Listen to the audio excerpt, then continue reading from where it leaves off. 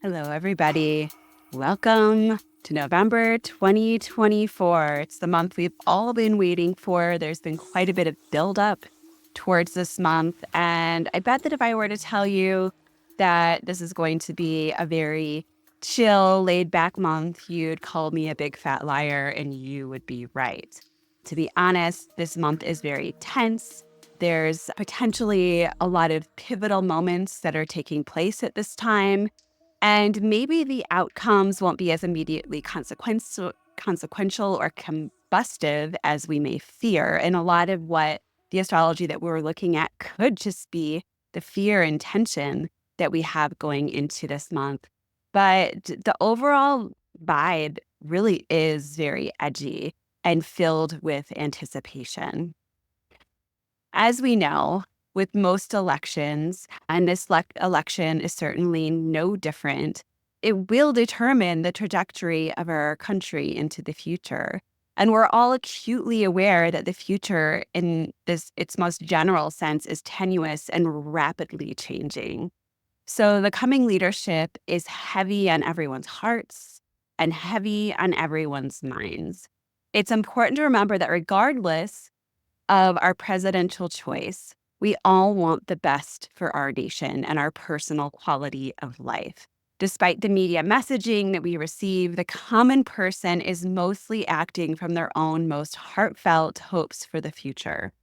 And we are blessed to live in a country where we are able to express those beliefs and hopes.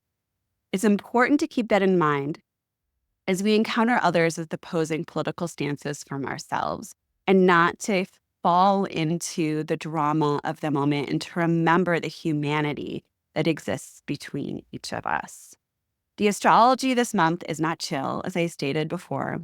So much of this month is centered around the unexpected, the power play, and the daunting future that stands ahead of us. So let's dive in. And as usual, this is a spoken video, audio presentation of my written newsletter that I send out every month. So please subscribe so that you can stay up to date. You can also subscribe on YouTube, Spotify, which are both of the places that I post these videos as well. So let's jump in. So November is ushered in with a doozy of a new moon. As I've stated prior, new moon charts can be used as a predictive tool for the month ahead. And this Scorpio new moon reflects the time encompassing the election and the weeks following. I have looked at this lunation many times as I compiled my presentation and paper on the 2024 US presidential election, and it never leaves me with a cozy feeling. And if you're interested in jumping more into what I found out as I dived into an astrological exploration of the upcoming election, you can check that out on my website. There's a link to that paper in there. Most notably, this new moon features two challenging oppositions: Mercury opposite Uranus and Mercury opposite Pluto. Mercury opposite Uranus is a separating aspect at the time of the new moon. It perfected on October 30th, which is actually the day that I'm recording this. But it is still embedded within this chart. This combination points towards sudden and surprising news, information that can cause disturbance and even separation. This illustrates the heightened tensions and even excitements that we carry as November begins, as well as the unpredictable outcomes of the month ahead. All of us will likely feel wound up and unable to fully relax, particularly at the end of October and the beginning of November. Our nervous systems are on overdrive, as they have been, and this is just one more astrological element pointing in that direction. So take good care of yourselves. When looking at the Uranian astrology dial, this sentiment is emphasized by the Uranus-Vulcanus midpoint aligning to the Aries point. What this means is that this is a time when disturbance, unordinary activity, and even volatility are heightened within the world at large. The world is being shaken to its core at this moment, basically from July 2024 to May 2025, in order to be put back together again. I see this tying in closely with the Mars opposition to Pluto, which is also highlighted. Mars opposite Pluto is a combination that is just getting revved up as the new moon perfects. Within the Scorpio new moon chart, Mars is applying to Pluto. The aspect perfects on November 3rd and is situated at 29 degrees and 46 minutes, which is the anaretic degree. Something significant is coming to an end where we are required to leave behind a part of ourselves that will never be retrieved. The election signifies an event that we could look back on and more clearly see the parts of our country that had to be removed and or transformed in order to move forward towards the future. Mars-Pluto represents a survival signature. The old ways are holding on for survival as the world decisively moves into a new direction. Acting out of survival can be a messy situation. The destination ahead of us is still just a feeling, a pull towards a nebulous promise, but still we plod in the direction of tomorrow. The tomorrow that this opposition is pointing towards is the final ingress of Pluto into Aquarius on November 19th, 2024. This is a process that has been occurring for the past year as Pluto retrograded back into the final degrees of Capricorn several times.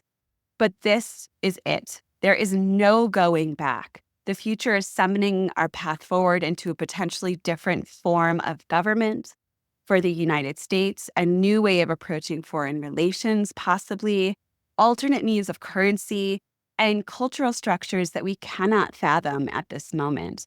Nearly all of these changes will be dependent upon or in reaction to advances in technology, as well as the heightening of climate change. So much is changing so quickly. Yes, at the moment, many of us can live in our mundane lives the same, but at this same point, but at some point, we will look back and clearly see the tsunami of change that we are living amongst. Hindsight is 2020. Aquarius focuses on the equality of humanity and the powers central to working together for a common cause. In addition, Aquarius has a keen eye towards the future and places importance on establishing the networks to accomplish forward-thinking goals. More negatively, there's the potential to separate from human vulnerability and handle inherently soft circumstances with logistical operations. While Aquarius can effectively solve immense problems with wide lens perspectives, there is a tendency to intellectualize away from our feelings and sensitivities. As we navigate the next 20 years with Pluto and Aquarius, I urge each and every one of you to prioritize and preserve the tender heart of humanity. Keep connecting in person, commune with nature, move slowly, even more slowly. Honor the earth and its nurturing gifts. Remember where you come from. Commemorate those whose shoulders you stand upon. Get your hands dirty. Bask in the sun. Love with everything you've got. And create nurturing formations within your networks. Utilize technology to allow for more heart-centered connection. Encourage advancements that will heal the damage done to our earth. Finally, amongst the drastic quickening, can you still locate the stillness? Don't stop feeling it all. So moving on, Saturn stations direct. This takes place on November 15th, 2024. And similar to Pluto, Saturn is also in the midst of a transition, not quite as far along as Pluto is, but quickly moving on that trajectory. Saturn stations direct at 12 degrees Pisces, 42 minutes. And so look and see if you have any placements, planets in the mutable signs around the middle degrees of Pisces. So these mutable signs are Gemini, Virgo, Sagittarius, and Pisces. If so, you'll probably be feeling this a little bit more than other people.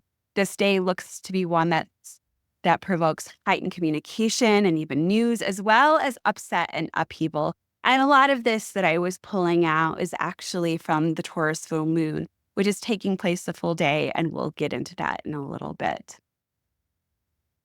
Expect life to feel a little bit more crunchy and prepare for restrictions and blockages to rear their heads. Personally, the situation is taking place on top of my sun and then hitting my Mercury and will eventually hit my Venus. So, a lot of Saturn action over here. And I have been required to do a lot of financial paring down, which is a very Saturnian invitation. And the coming month, I expect more paring down and the day to day adjustments that financial restrictions require is something that's heavily going to be part of my day to day life, which again is very Saturn. What is notable about this station is that as Saturn gains speed, Saturn will beeline for the sign of Aquarius, making its first ingress on May 24th, 2025. Saturn will then station retrograde on July 12th, 2025, and ingress into Pisces, back into Pisces on September 1st, 2025, reaching only 25 degrees Pisces, 9 minutes before Saturn stations direct and makes its decisive ingress into Aries, eventually perfecting its much anticipated conjunction with Neptune on February 20th, 2026. I know that's a lot of technical mumbo jumbo, but here's what it means. While Saturn still has a lot of work to do in the sign of Pisces, its next decisive destination is in its crosshairs as it stations direct. Saturn conjunct Neptune. This is a big deal for so many reasons. The last time that Saturn and Neptune met up was in 1989.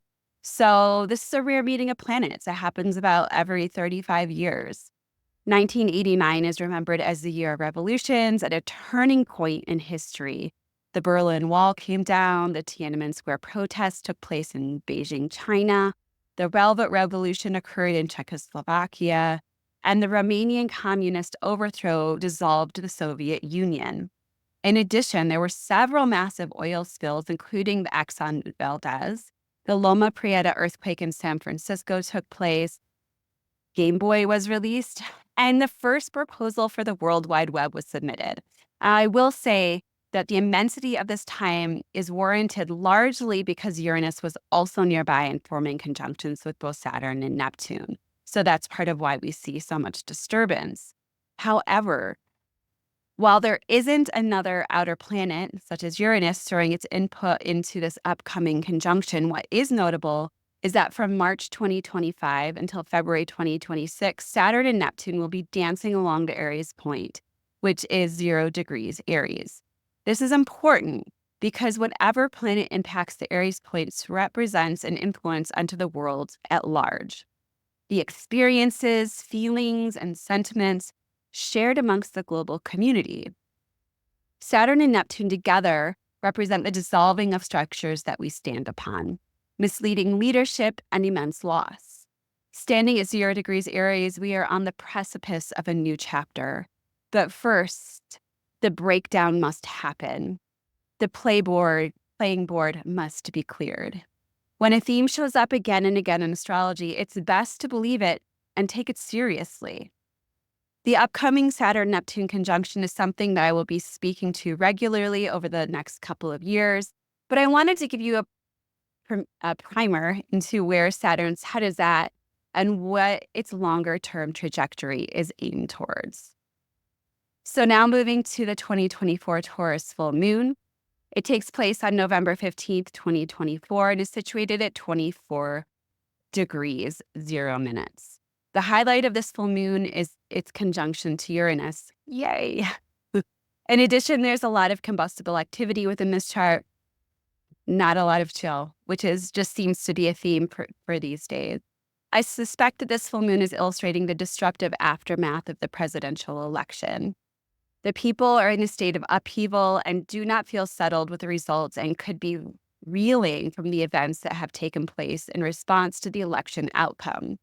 General communication and news coverage looks to be heavy-handed with power plays and the need to defend at all costs. Common kindness and respect could be largely lost at the moment as we navigate the rough waters that this month offers. We could see public discourse taking on a volcanic nature, likely because people feel a primal drive to voice their concerns.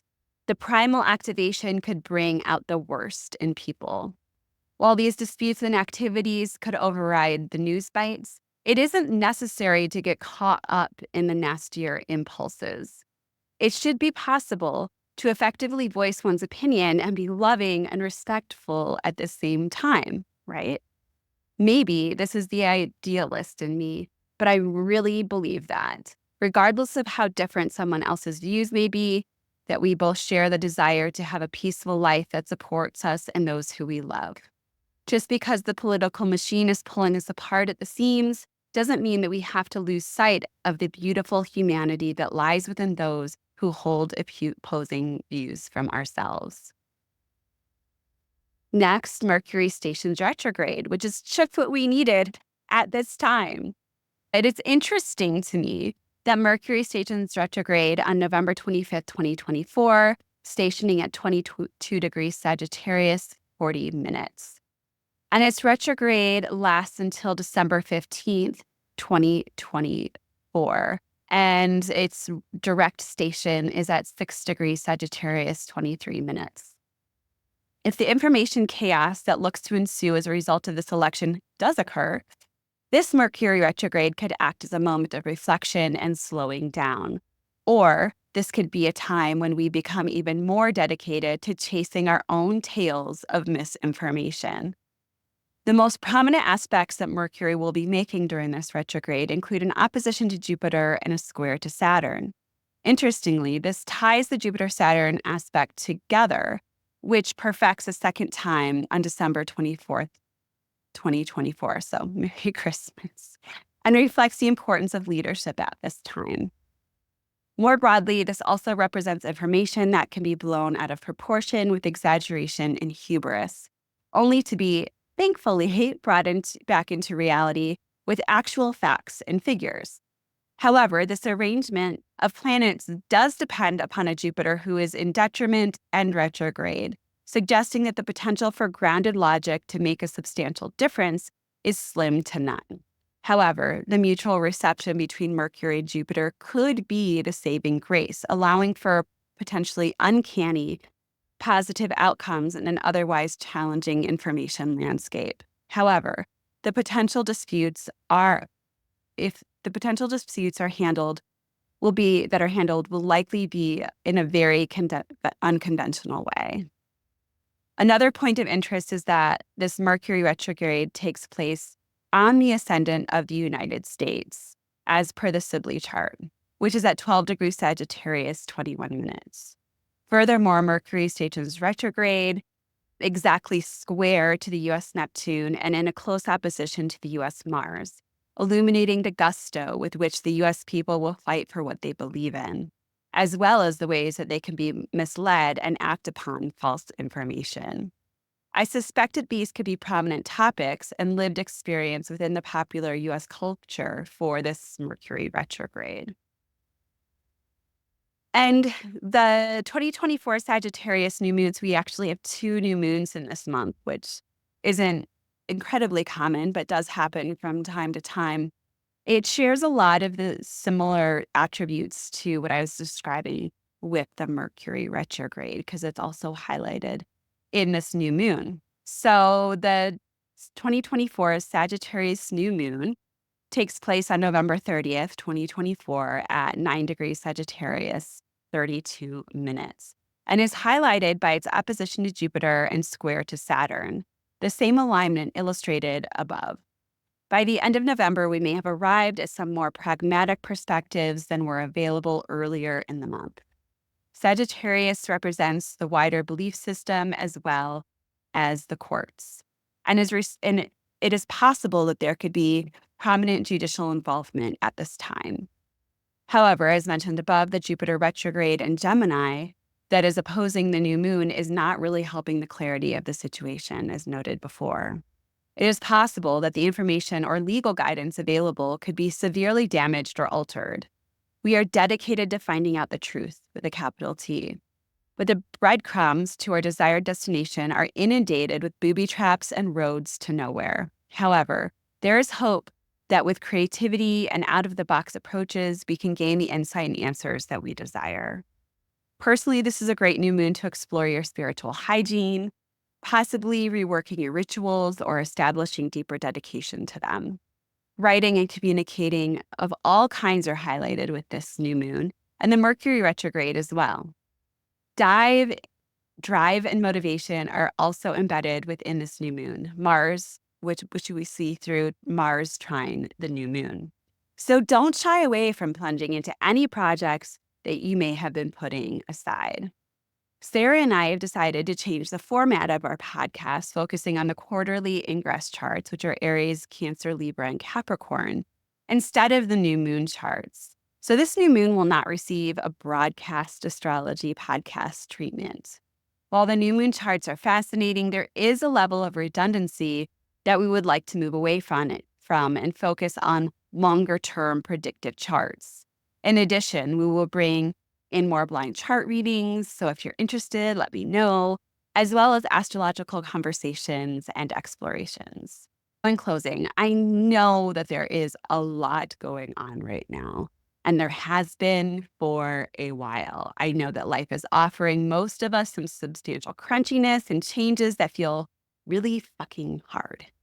I also know that we are blessed to be here to witness this time in human history, the last to remember what it was like before computers and advanced technology even existed, and witness humanity usher itself into a new paradigm, one that most of us will not see the full expression of, but our children most certainly will see the beginnings of. Today, in yoga class, my teacher said, the transitions between the postures is the most interesting part of the posture. That is where we're at, the liminal, at the crossroads between here and there. If we really dive into this idea, one could easily argue that we are in a constant state of transitioning, and that's beautiful. When we stand at any crossroad, the decisions that we make are important because they determine where we will land next. Make your decisions with integrity and grace and love, and it will always lead you to your optimal destination. That is where we are now, especially this November, making decisions that will determine the future. When you are at the crossroads, bring the light with you. Have a wonderful November, everybody. So lovely spending this time with you. Please subscribe, share all the things to help support what I do. My books are open and will stay open through the holidays, although it'll be a little bit more limited. Namaste. Take care. Bye, everybody.